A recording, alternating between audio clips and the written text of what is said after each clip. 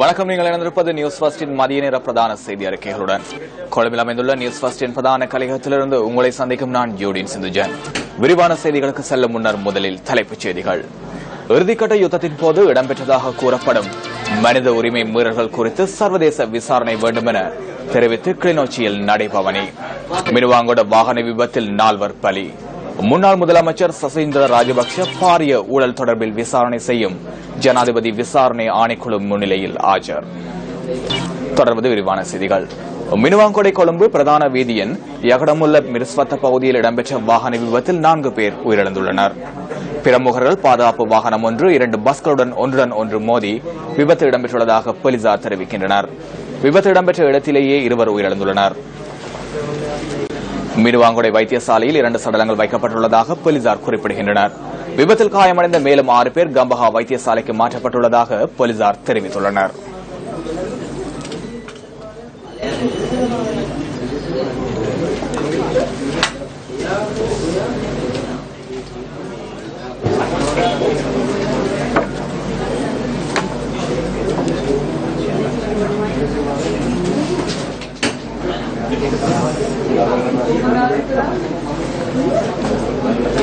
ஊவா மாகாண முன்னாள் முதலமைச்சர் சசீந்திர ராஜபக்ச இன்று பாரிய ஊழல் தொடர்பில் விசாரணை செய்யும் ஜனாதிபதி விசாரணை ஆணைக்குழுவிற்கு அழைக்கப்பட்டுள்ளார். மஹியங்கன பகுதியில் அரசாங்க காணியொன்றை கட்டுமான பணிகளுக்காக வழங்கிய போது இடம்பெற்றதாக கூறப்படும் குளறுபடிகள் தொடர்பில் சாட்சியம் வழங்குவதற்காகவே அவர் இன்று அழைக்கப்பட்டுள்ளதாக ஆணைக்குழுவின் செயலாளர் லெசில் டி சில்வா தெரிவித்துள்ளார். ஊவா மாகாண முன்னாள் முதலமைச்சர் சசீந்திர ராஜபக்சவிடம் தற்போது விசாரணை செய்யப்பட்டு வருவதாகவும் அவர் மேலும் குறிப்பிட்டுள்ளார்.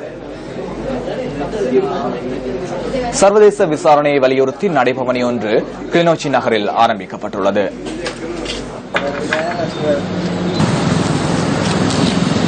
கிளிநொச்சி பழைய மாவட்ட செயலகம் முன்பாக இன்று காலை 9 மணியளவில் நடைபவனி ஆரம்பமானது.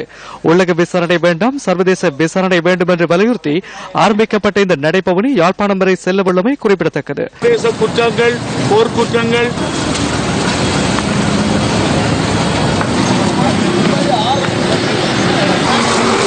இந்த நடைபவனியின் போது வடமாகாண சபை உறுப்பினர்களான சிவாஜிலிங்கம் மற்றும் அந்தி சசிதரன் ஆகியோர் உள்ளிட்ட பொதுமக்கள் பலர் கலந்து கொண்டிருந்தமை குறிப்பிடத்தக்கது.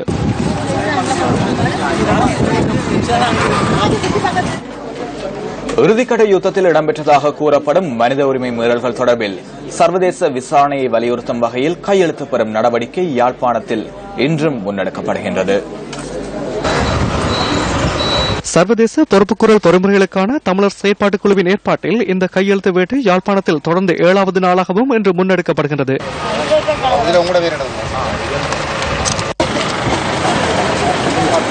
இதேவேளை உள்நாட்டில் முன்னெடுக்கப்படும் விசாரணைகளை முழுமையாக நிராகரித்து சர்வதேச விசாரணையை வலியுறுத்தி இன்று மன்னார் பஸ் தரிப்பிடத்தில் கையெழுத்து வேட்டை நடைபெறுகின்றது. இன்று காலை முதல் கையெழுத்து பெறும் நடவடிக்கைகளில் பெருமளவான மக்கள் கலந்து கொண்டு தமது கையொப்பங்களை இடுவதாக எமது பிராந்திய செய்தியாளர் குறிப்பிடுகின்றார். சர்வதேச மனிதாபிமானம் மற்றும் மனித உரிமை முறைகளில் ஈடுபட்டோருக்கு எதிராக சர்வதேச குற்றவியல் செயல்முறைக்கான பொறிமுறையை ஸ்தாபிக்குமாறு ஐக்கிய நாடுகள் சபையை வலியுறுத்துகின்றோம் என்ற தொனிப்பொருளின் கீழ் கையெழுத்து வேட்டை முன்னெடுக்கப்படுகின்றமை குறிப்பிடத்தக்கது. வவுனியா நகர சபையின் சிற்றூழியர்கள் 4வது நாளாக இன்றும் பணி பகிஷ்கரிப்பில் ஈடுபட்டுள்ளனர். வவுனியா நகரசபை முன்பாக முன்னெடுக்கப்படும் இந்த பணி பகிஷ்கரிப்பில் அதிக அளவிலான நகரசபை சிற்றூழியர்கள் கலந்து கொண்டுள்ளனர். சம்பள பிரச்சினை உள்ளிட்ட பல்வேறு கோரிக்கைகளை முன்வைத்து வவுனியா நகரசபையின் சுகாதார ஊழியர்கள் மற்றும் சாரதிகள் உள்ளிட்ட பலரும் பணி பகிஷ்கரிப்பில் ஈடுபட்டுள்ளனர். தமது கோரிக்கைகளை அதிகாரிகள் கவனத்திற்கு கொள்ளாமையினால் கடந்த செவ்வாய்க்கிழமை முதல் உண்ணாவிரத போராட்டத்தில் ஈடுபட்டு வருவதாக சிற்றூழியர்கள் கூறுகின்றனர். தொடர்ந்தும் தாம் புறக்கணிக்கப்படும் பட்சத்தில் சாகும் வரை உண்ணாவிரத போராட்டத்தில் ஈடுபடவுள்ளதாக ஆர்ப்பாட்டத்தில் ஈடுபட்டவர்கள் தெரிவித்தனர். கிளிநொச்சி குஞ்சிபரந்தன் அரசினர் தமிழ் கலவன் பாடசாலையில் நிலவும் ஆசிரியர் பற்றாக்குறையை நிவர்த்திக்குமாறு கோரி ஆர்ப்பாட்டம் ஒன்று முன்னெடுக்கப்பட்டுள்ளது. பாடசாலை மாணவர்களின் பெற்றோர்களால் இன்று காலை 9 மணிக்கு ஆர்ப்பாட்டம் ஆரம்பிக்கப்பட்டதாக எமது பிராந்திய செய்தியாளர் குறிப்பிட்டார். ஆசிரியர் பற்றாக்குறையால் தங்களின் பிள்ளைகளுடைய கல்வி செயற்பாடு தொடர்ந்து பாதிக்கப்பட்டுள்ளதாக ஆர்ப்பாட்டத்தில் ஈடுபட்டுள்ள பெற்றோர்கள் தெரிவித்துள்ளனர். இருந்தும் எத்தனையோ ஆசிரியர் இந்த வருஷத்துக்கே மாறி மாறி போயிட்டு ஏன்னா ஒழுங்கான அவர் படிப்பும் ஒழுங்கு இல்ல. மற்ற அதை விட நேற்றைய தினம் 6ஆம் ஆண்டுக்கு மேல இங்க வர வேண்டாம்னு சொல்லியும் பிள்ளைகளுக்கு இருக்கணும். ஆண்டோன்ல இருந்து 5 மட்டும் இருக்கணும். 6ஆம் ஆண்டுல இருந்து 9ஆம் ஆண்டு மட்டும் இல்ல. அவையால் மாவட்ட டெஸ்ட் எடுக்க போயினா அவைக்கு டீச்சர்ஸே இல்ல. இப்ப கேட்டதுக்கு ஒரு மாசம் தாரேன்னு ஒரு ஆளை தாரேன்னு சொல்லினோம். இப்ப என்ன பிரச்சனை என்றால் 5ஆம் ஆண்டு மட்டும்தான் இங்க இந்த பாடசாலை செயற்படலாம். 5ஆம் ஆண்டு மேற்பட்ட பாடசாலை முழுவதும் குமரவரம் போகட்டும். இதனைத் தொடர்ந்து கிளிநொச்சி குஞ்சிப்பெரந்தன் அரசினர் தமிழ் கலவன் பாடசாலையில் நிலவும் ஆசிரியர் பற்றாக்குறை தொடர்பில் ஆராய்வதற்கு கண்டாவளை கோட்டக்கல்வி பணிப்பாளர் வி ராயகுலசிங்கம் குறித்த இடத்திற்கு வருகை தந்திருந்தார். நாங்கள் குழம்பிக் கொண்டிருக்கிற ஒரு பிரயோசனம் இல்லை. சரிதானே? பிள்ளைகிட்ட படிப்பில்ல, 4 பிள்ளை இருந்தாலும் படிச்சு சந்தோஷமாக வந்து போங்கள். அதுல இந்த இதை கெடுத்து நாங்கள் இப்படி இருக்கிற பிரயோசனம் இல்லை. ஒரு டீச்சர் உடனடியாக தரலாம். செவ்வாய்க்கிழமை டி வருவர் 1 மணிக்கு கூட்டத்தை வச்சு கொண்டு சகல பிரச்சனையும் சொல்லுங்க. எழுதி தெரியலாம்.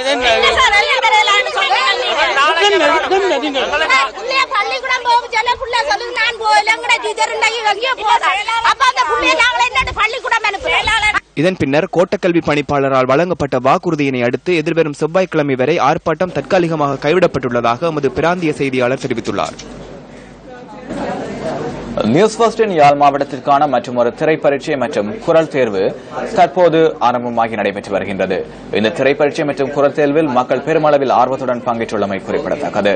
நல்லூர் சக்தி வளாகத்தில் இடம்பெற்று வருகின்ற திரைப்பரீட்சை மற்றும் குரல் தேர்வு தொடர்பான மேலதிக தகவல்களுடன் இணைந்து கொள்கின்றார் எமது அலுவலக செய்தியாளர் நாகலிங்கம் ஜெகநாத் கண்ணா. வணக்கம் ஜெகநாத் கண்ணா. வணக்கம் சிந்துஜன். யாழ் நல்லூர் சக்தி வளாகத்திலே நியூஸ் ஃபர்ஸ்டின் குரல் தேர்வு மற்றும் திரைப்பரீட்சை என்பன தற்பொழுது ஆரம்பமாகி இருக்கின்றன. அந்த வகையில் இன்று மாலை 5 மணி வரை நீங்களும் இங்கு வருகை தந்து இந்த குரல் தேர்வு மற்றும் திரைப்பரீட்சையிலே கலந்து கொண்டு நாளைய தினம் நியூஸ் ஃபர்ஸ்டின் மணித்தியால செய்திகளை வாசிப்பதற்கான அரிய வாய்ப்பினை பெற்றுக் கொள்ள முடியும். நாங்கள் மீண்டும் ஞாபகப்படுத்துகின்றோம், யாழ் நல்லூர் சக்தி வளாகத்திலே எமது திரைப்பரீட்சை மற்றும் குரல் தேர்வுகள் என்பன இடம்பெற்று வருகின்றன. நியூஸ் ஃபர்ஸ்ட் செய்திகளுக்காக நாகலிங்கம் ஜெகநாத் கண்ணா, யாழ் நல்லூர் சக்தி வளாகத்திலிருந்து. நெற்கொள்வனவு திட்டத்தினை திறம்பட முன்னெடுப்பதற்கான அமைச்சரவை உபக்குழு ஒன்றை ஜனாதிபதி மைத்ரிபால சிறிசேன நியமித்துள்ளார். நிதியமைச்சர் ரவி கருணாநாயக்க, விவசாய அமைச்சர் துமிந்த திசாநாயக்க, கிராமிய கைத்தொழில் அமைச்சர் பி ஹரிசன் உள்ளிட்ட 6 பேர் கொண்ட அமைச்சரவை உபக்குழு நியமிக்கப்பட்டுள்ளது. நெற்கொள்வனவிற்காக மேலும் 2000 மில்லியன் ரூபாய் நிதி ஒதுக்கீடு செய்வதற்கு திரைசேரி இணக்கம் தெரிவித்துள்ளதாக கிராமிய கைத்தொழில் அமைச்சர் பி ஹரிசன் தெரிவித்துள்ளார். மேலும் நெற்கொள்வனவிற்கு பாரிய பிரச்சனையாக உள்ள களஞ்சிய சாலைகள் பற்றாக்குறை தொடர்பிலும் அவதானம் செலுத்தப்பட்டுள்ளதாகவும் அமைச்சர் மேலும் குறிப்பிட்டுள்ளார். இந்த விடயம் குறித்து மாவட்ட அரசாங்க அதிபர்களின் ஒத்துழைப்புடன் தேவையான நடவடிக்கைகளை முன்னெடுக்க உள்ளதாகவும் கிராமிய கைத்தொழில் அமைச்சர் பி ஹரிசன் தெரிவித்துள்ளார். திருகோணமலை கோமரங்கடவெல பகுதியில் சட்டவிரோதமாக மரக்கடத்தலில் ஈடுபட்ட கடற்படையைச் சேர்ந்த 5 பேர் உள்ளிட்ட 6 பேர் கைது செய்யப்பட்டுள்ளனர். கிவில்கட பகுதியில் நேற்று மாலை சந்தேக நபர்கள் கைது செய்யப்பட்டதாக போலீசார் தெரிவிக்கின்றனர். கிவில்கட பகுதியிலிருந்து திரியாய் நோக்கி சட்டவிரோதமாக மரக்கடத்தல் முன்னெடுக்கப்பட்டதாக போலீசாருக்கு கிடைத்த தகவலுக்கு அமைய சுற்றிவளைப்பு மேற்கொள்ளப்பட்டதாக போலீசார் குறிப்பிட்டனர். இதனையடுத்து மரக்குற்றிகளுடன் 6 சந்தேக நபர்கள் கைது செய்யப்பட்டுள்ளனர். கைது செய்யப்பட்டுள்ள சந்தேக நபர்களை திருகோணமலை நீதவான் நீதிமன்றத்தில் ஆஜர்படுத்த நடவடிக்கை எடுக்கப்பட்டுள்ளது. சம்பவம் தொடர்பில் கோமரங்கடவெல போலீசார் விசாரணைகளை மேற்கொண்டு வருகின்றனர்.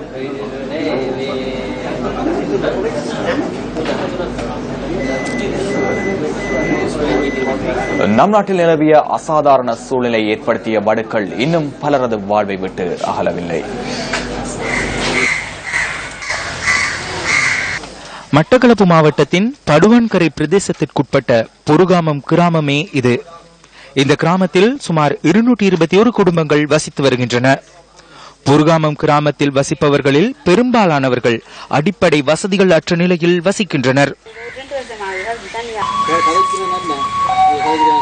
கிராமம் ஒரு வறண்ட கிராமம். எங்கட பொருவாமத கிராமத்துல தண்ணி இல்ல காரணத்தினால கிணறுக்கு 3 கிணறு, ஆனா ஒரு கிணத்துல அள்ள விடுவாங்க. வறட்சி வட்ட கிராமம் இது. பெருசா வீடுகள் எல்லாம் நிறுவனம் உதவி செய்யணும், கொட்டில்கள் தான் இருக்குது. கரண்ட் இல்லாம வசதி குறைவா இருக்காங்க. எலெக்ஷன் நேரத்துல மட்டும் தண்ணி தாரம், வீடு தாரம், கரண்ட் தாரம்னு சொல்லுவாங்க. ஆனா எலெக்ஷன் முடிஞ்சு வெண்டு போன ஆரம் இங்க வந்து இந்த கிராமத்தை பார்க்க மாட்டாங்க. இந்த கிராமம் சரியான வறண்ட கிராமமா இருக்கு. தண்ணி இல்லாத நிலைமையில இப்போ சனம் ஆத்துல குளிக்கிற ஆத்துவாடு அடைச்சி இப்ப ஆத்துலயும் குளிக்கிறதுக்கு சனம் இல்லாம தவிக்கிறாங்க. அசாதாரண சூழ்நிலையில் இடம்பெயர்ந்த இவர்கள் தொடர்ந்தும் 10 வருடங்கள் கடந்துள்ள நிலையிலும் ஓலை குடிசைகளிலும் தகர கொட்டில்களிலுமே தமது வாழ்வினை கொண்டு செல்வதாக மக்கள் தெரிவிக்கின்றனர்.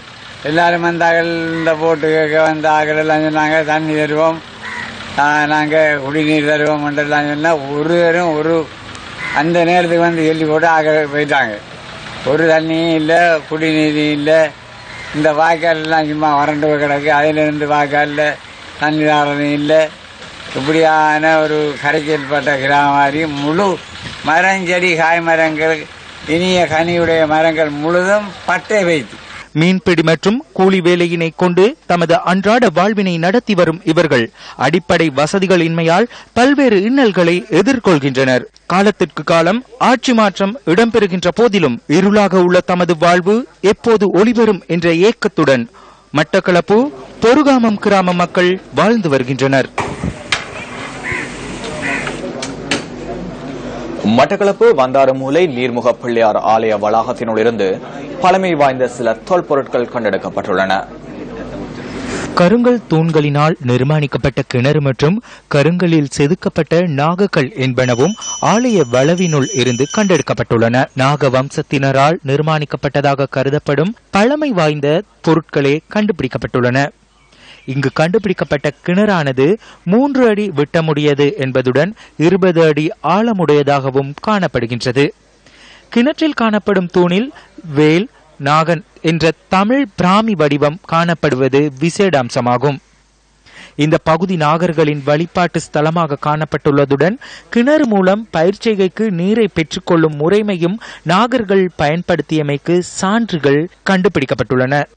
தேனும் மெழுகும் கொண்டு கிணறு அமைக்கப்பட்டுள்ளது. அது நாட்சதுர வடிவமாக அந்த கிணறு அமைக்கப்பட்டு கிணத்தினுள்ளே வைக்கப்பட்டுள்ள கரிங்கற்களிலே அந்த பிராமி எழுத்துக்களும் உள்ளதாக இங்கே பேராசிரியர்களினால் கண்டுபிடிக்கப்பட்டுள்ளது. எங்களுடைய பழம்பெரும் ஒரு ஆலயமாக இந்த ஆலயம். இதன் நியூஸ் ஃபர்ஸ்டின் மதிய நேர பிரதான செய்தி அறிக்கைகள் நிறைவு பெறுகின்றன. எமது மத்தியாளர் செய்தி அறிக்கையை 2:25 எதிர்பாருங்கள். வணக்கம்.